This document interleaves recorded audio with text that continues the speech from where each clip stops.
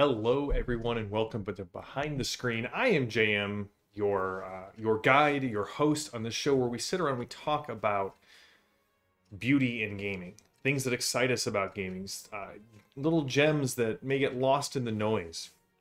And today we're doing an after-action report because honestly, I didn't know if I was going to be able to stream today. I'm looking right at you, Spectrum. I've been without internet for about 10 days. Let me tell you, when your job is streaming, being without the internet for that long can make you go a little, all work and no play makes Jack a dull boy. So first of all, let me say hello to John Doom and Tink, both of whom are relevant to this video because I got to meet both of them in GameholeCon in Madison, where I was out there with Savage Worlds. I was demoing their new board game, Doomguard, which is a superheroes versus Cthulhu board game that was just awesome. I'm hoping to do a more in-depth review of it, probably when it hits crowdfunding come first of the year. So it was a great convention. If you ever get a chance, go to GameholeCon. It was wonderful. It was by far the nicest con I've ever been to. It's in Madison, Wisconsin. The food was great. The people were amazing. And that's kind of what I want to focus on, is how cool the people were. So first of all, I got to meet the often imitated but never duplicated John Doom, which was great. We actually met up at the inaugural kickoff event where it was a pizza party and bar and music hosted by Peg, Demiplane, which is a new virtual tabletop, and Beetle and Grimm's. So I got to meet Matthew Lillard. He was there hyping Beetle and Grimm's, and actually, this is the first thing I want to show off that I brought back from the con. I got one of their, in a raffle, I won one of their Game Master journals. Now this thing is great. I'm going to have Tink take some pictures of it next week so we can post it on Instagram and social media. It is a system-neutral campaign journal. It's got these great little cutout tabs, so it's easy to find each spot. Each page has little sidebars where you can say "see also." So if you write something and then want to cross-reference it, you have a section of the page set to do that.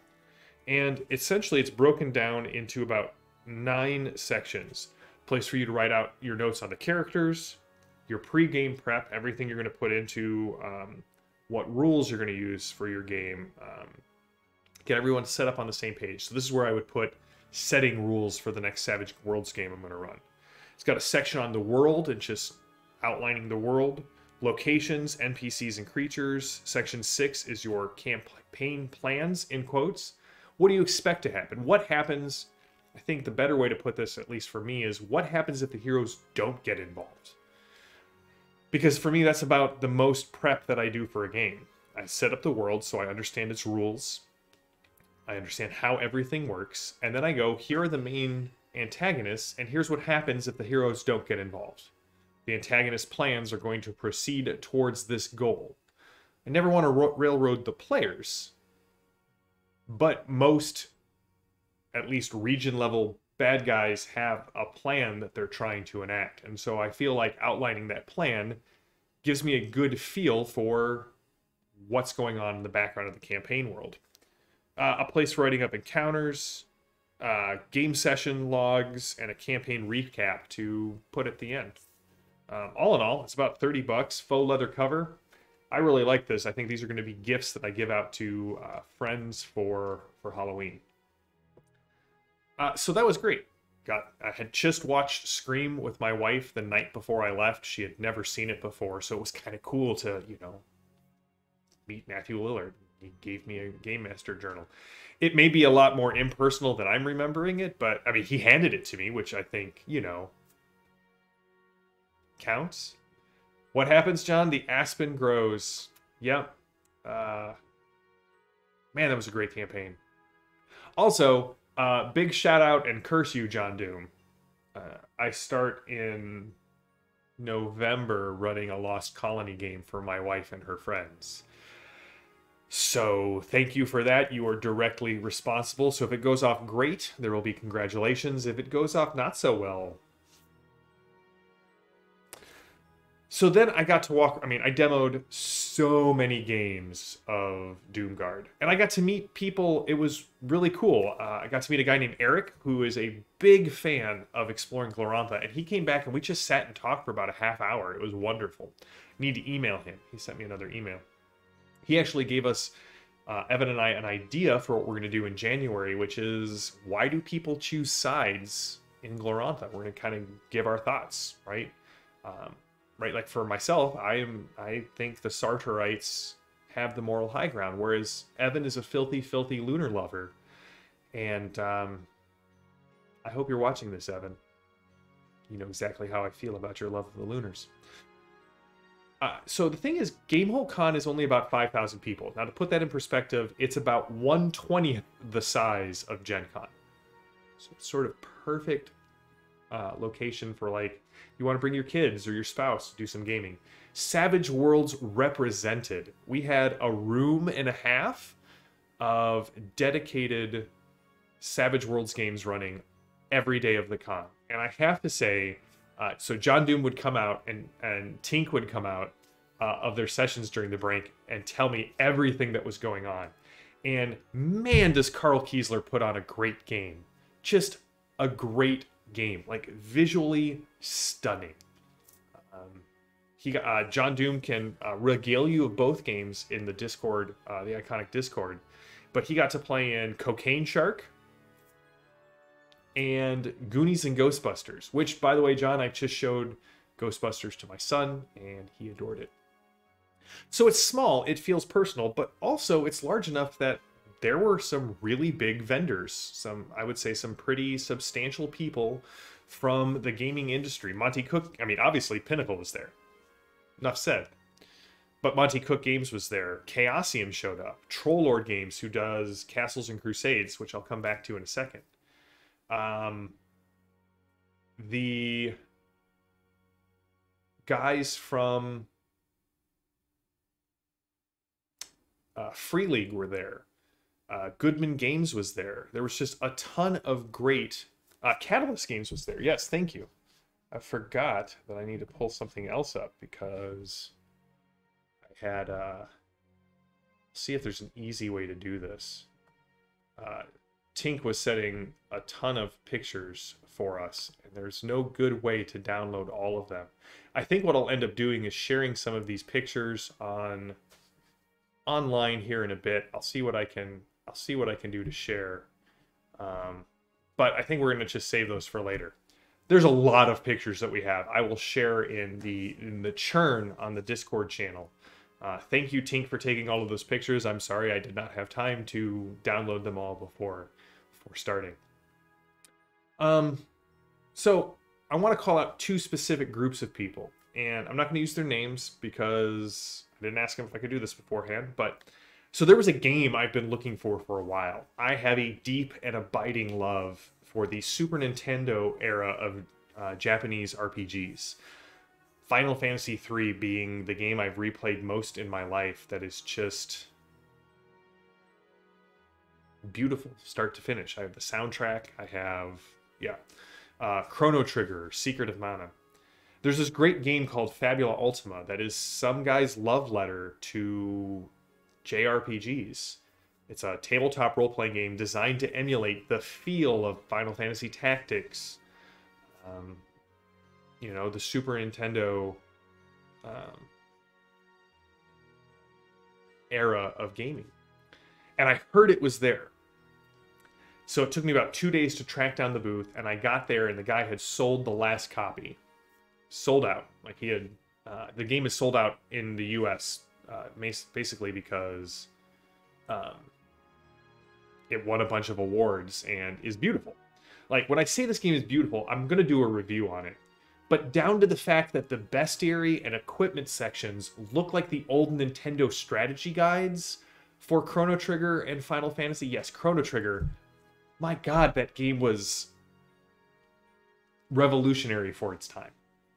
But, like, that's the attention to detail. Even the paper feels like the old Nintendo strategy guides that I would pore over looking for, what happens when I attach the ribbon to the white shield or things like that. How do I save Shadow?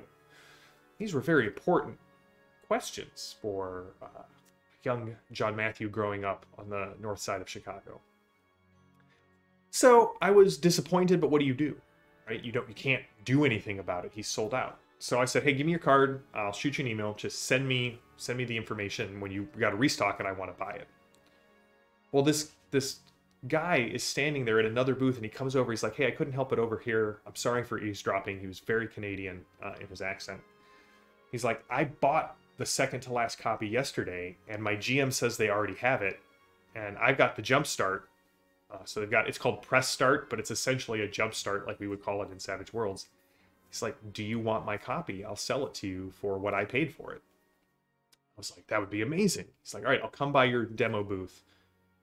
I'm leaving at noon. I'm like, I'll be at the booth between 11:15, 11:30. And I got there and you know what? He didn't show up. And I did begrudge him that, right? There's a lot of things that can happen in a day. I wasn't even running demos that day because we had to pack up all the boxes and send them back to Arizona. So, you know, whatever. I appreciated the intent. It was the thought that counts. Well, I was going back. I went back to my hotel and packed up everything, and I got this email because I had signed up for this company's mailing list because they had beautiful books like Dante's Inferno, the role-playing game for 5th edition, based off the poem by Dante, not the video game. Yes, sorry, friend, eh? And he's like, hey, I missed you. I'm sorry. I couldn't get there in time. So I left the book at the guy's booth. Here's my PayPal. If you can run over there, grab it. If not, I told him he can sell it. So thanks to the generosity of one wonderful Canadian, I have a copy of Fabula Ultima that I can do a review on for everybody. He didn't even open it up and take the free PDF. Like, he left all of that for me. So I'm very grateful to this kind stranger. And then I wanted to hang out. So Tink was there. She plays in my local gaming group, and she wanted to do this thing called True Dungeon. Now, I need to tell you, I did True Dungeon before, and I hated it. I loathed it. I thought the production value was out of this world. But the people we played with were composed of two groups, dicks and tools. And basically, we had 6 people. There were 10 people in the party. 6 of us had never played. 4 of them had played. And they basically told us to sit down, shut up, and stay out of the way so they could solve this Patrick Rothfuss-inspired...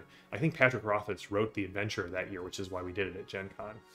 And it was awful. Like, I never wanted to do it again. But Tink really wanted to do it, and, you know, it was my last night there at the con. I was feeling a little better. I was like, sure, I'll do True Dungeon with you. That'll be, you know, I'll go through it with you. And we sit down, and sure enough, half the party is veterans, and they've got their binders of coins. And they're, like, min-maxing everything. I was just like, okay, here we go. 2 hours of the same thing. Well, first of all, this adventure was pirate-themed, and again, the production value of True Dungeon is out of this world. Just out of this world. We had to do a puzzle that had a captain's table and a minefield spread out on the nautical map, and using ropes that controlled a magnet, we had to guide our ship and dock it on the island, plotting our course. It was amazing. But these guys were so different that I would now give True Dungeon another chance. They loaned us gear. They were like, hey, we've played through enough of these. We'll help if you need us. But just like, go do the puzzles. If we win or lose, doesn't matter as long as you guys are having fun. They heard about the story that I had at the end of it and told me if it ever happens again to go in the True Dungeon forums and rat these people out, and they will be shamed. They will shun the unbeliever, Charlie. It was amazing. And this just kind of goes back to show you that the tabletop community, what brings us together is the fact that we all love the same thing. It doesn't matter what side of the aisle you're on. Doesn't matter what you're, you know, what, whether you celebrate Samhain or Halloween. It doesn't matter, you know, kind of what you believe in. As long as you're willing to sit down with a group of people and have fun in a game, you can leave a lot of the outside world behind you and have community and have friendship and have socialization. It was awesome. So yeah, next year, John Doom, you're doing True Dungeon with us if you show up. It's going to be fantastic.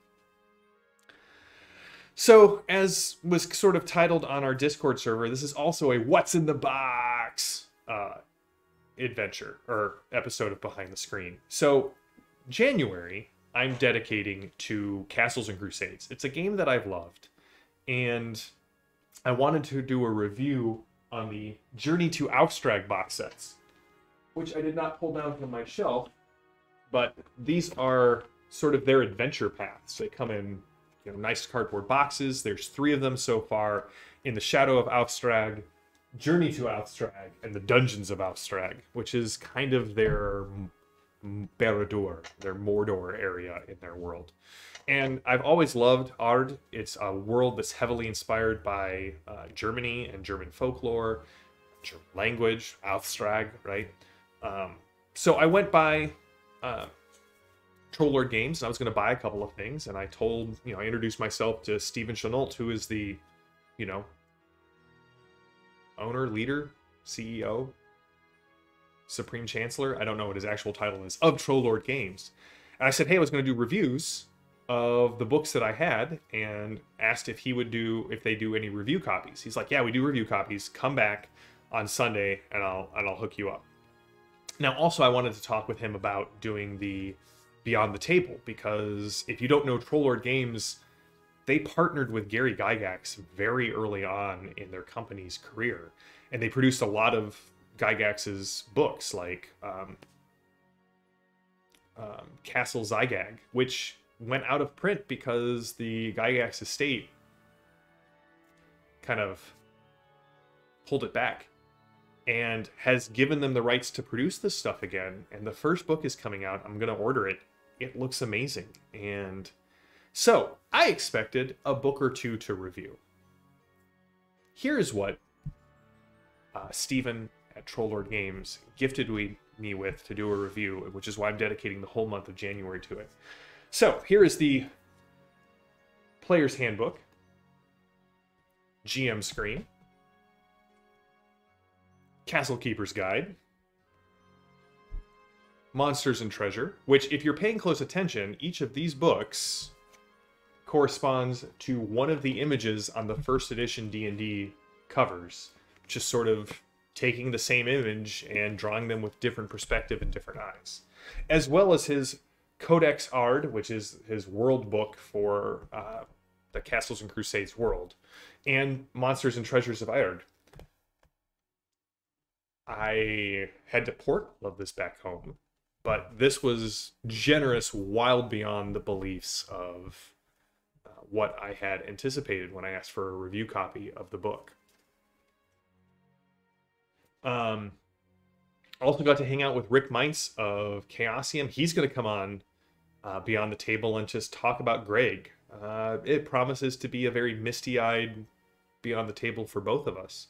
And possibly a couple of other cool things maybe in the works with that. I'm not going to say any more. I'm just going to hint at that.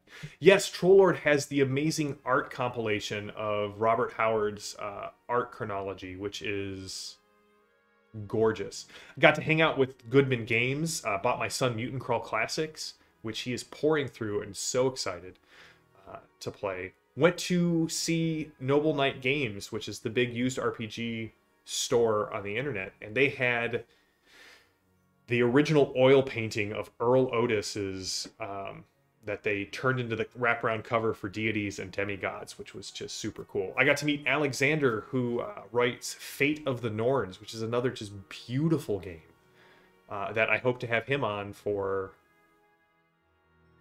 Beyond the Table as well. His game system, I've never read a game that was so perfectly matched mechanics with setting.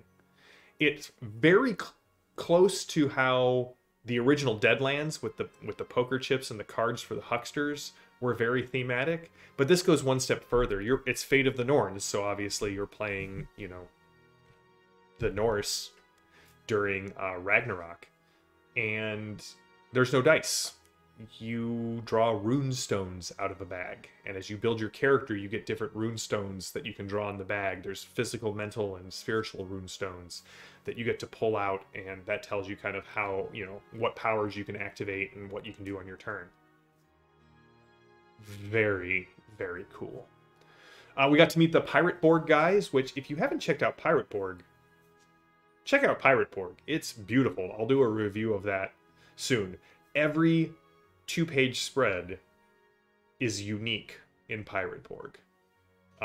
Brian Reeves of Pinnacle and I were chatting with him, and the guy was just drawing an island for Brian in his journal, which was, you know, super cool. So, Gamehole Con, wonderful. The PEG people show up. If you love Savage Worlds, that's if we go back next year, that is the con to go to. Now, last but not least, I have a request, and I have not told him I'm doing this request, so I mean, it's public knowledge, so I'm not spoiling anything, nor am I taking anything away from him, but I just want to signal boost this. John, I can't deal with Mork Borg because I find the layout and art jarring. Like, it is an assault on my eyes. I do not like that. Pirate Borg, however, is beautiful. So this is something that good friend of mine and friend of the shows and friend of Strange Owl, he's doing all of our art for the Amboria game and our new upcoming project, again, secrets that will be coming out, Bob Crumb. Bob Crumb is a dear friend of mine that has been so for the majority of my life. I now have known Bob more years than I haven't known Bob, which tells you how long we've been friends. Bob did a really cool deck of cards called Dark Patina. Beautiful set of cards. He is getting ready to kickstart another set of cards. He doesn't have a name for the deck of cards yet, but he posted this on his Instagram. This is the top half of the Jack of Hearts card for the new set that's coming out. He has a really cool idea for this set. I'll have him on. I'll have him on a behind the screen, and we'll talk about his new cards. Yes, so this is the point. He's looking to kickstart in January. If you don't follow Bob Crumb on Instagram, which is just, you know, Bob Crumb. Let me see if I can copy this. I'm going to put this in the chat. We'll see if it'll let me. Haha, it let me. I don't know if it's going to be easy to follow. But go to Bob Crumb's Instagram. Follow Bob Crumb. Like this post and put a comment in it. Let's encourage him that this is going to be awesome and that we're going to be there to support him. Or if you don't have an Instagram, go to somebody who has Instagram. Just flock onto the streets, people. Flood Bob Crumb's Instagram with likes and love and comments. I didn't tell him I was going to do this. So, Bob, love you, buddy. So that's it. That brings us to an end of this Behind the Screen. It feels so good to be doing Behind the Screen. Again, was not sure that I was going to be able to do it this morning. So thanks for showing up, everybody, and hanging out and chatting with me. I will be back on Thursday. We're going to be looking a little bit more at the Wrath and Glory stuff, because I said there was a couple more that I wanted to talk about. And again, gracious enough to get some review copies, which was just amazing.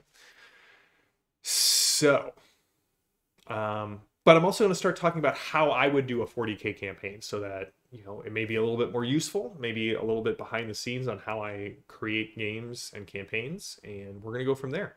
So, happy Halloween, everyone. Until next time, stay safe, stay healthy, stay gaming.